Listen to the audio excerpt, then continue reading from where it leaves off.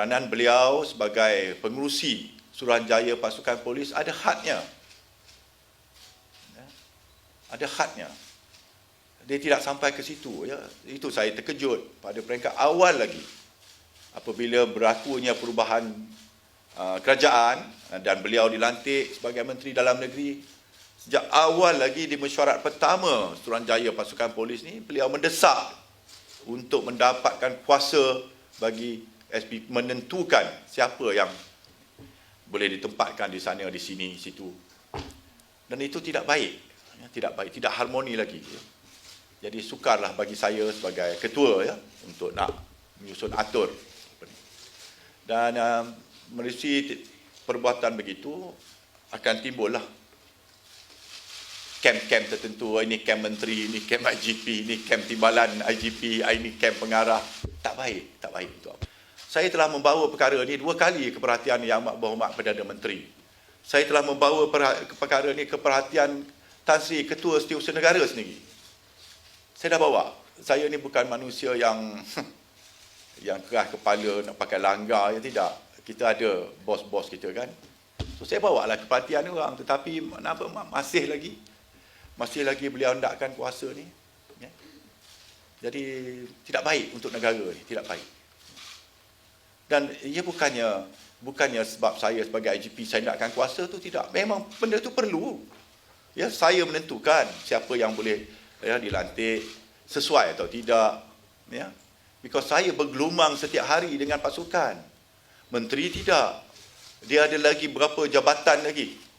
Dengan APMM-nya, dengan immigration-nya, dengan berpuluh lagi dah.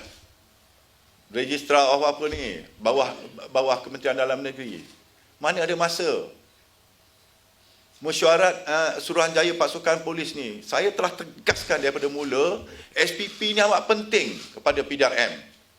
Kalau tak dapat sekali sebulan pun kita bermesyuarat, tak dapat 2 kali, sekali sebulan, mesti adakan mesyuarat.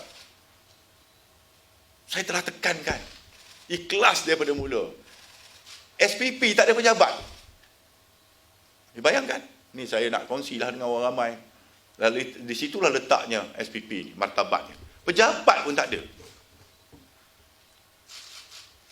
Nasib baik tak letak payung satu, tak meja apa ni. SPP ni nak menentukan 129,000 orang ni. Kebajikan dia apa semua. Pejabat pun tak ada. Saya yang mendesak. Ini bukan saya nak lepas geram ni pasal ni. Saya dah awal-awalkan saya nak serah jawatan ni, saya tak nak disambung pun, ya. Saya tak nak disambung kan. Bukan saya orang kata dah tak dapat merajuk dah nak rentam. Tidak. Ini untuk kebaikan semua. Saya berani. Saya takut besok ada orang takut nak mendirikan hujah-hujah ni. Tak apalah, lepas ni saya nak bantai, saya pun bantai lah, tak apa. Tapi saya nak katakan bahawa SPP tu amat penting.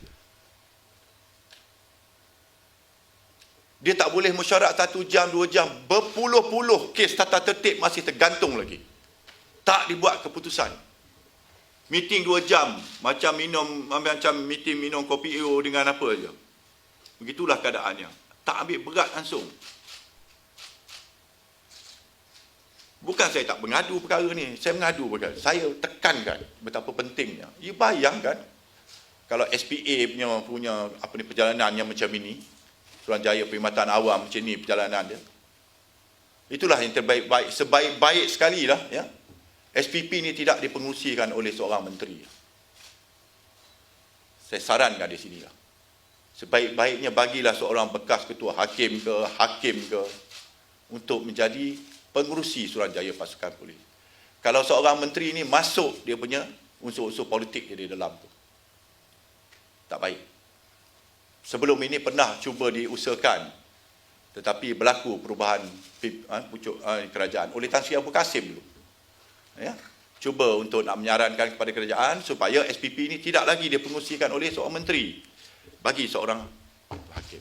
Baru dapat dia berjalan dengan apa. 4 kali saja dah mesyuarat 1 tahun sejak SPP ni, sepatutnya setiap bulan.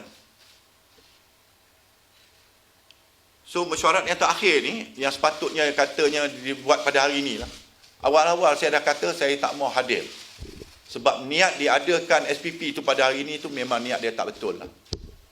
Kenapa pada hari akhir, hari Jumaat, hari akhir tu baru nak diadakan SPP mesyuarat tu?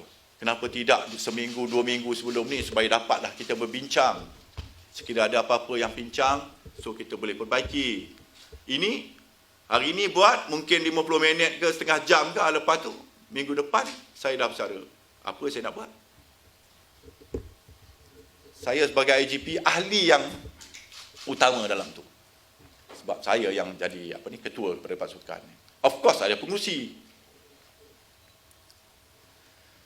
Ya, saya tidak mahu lagi lah supaya saya buka perkara ni seluas-luasnya supaya orang ramai tahu di mana martabatnya SPP tu. Yang beliau katakan, saya pengurusi SPP. Dengan bangganya, dengan angkuhnya, saya pengurusi SPP. Apa yang dibuat?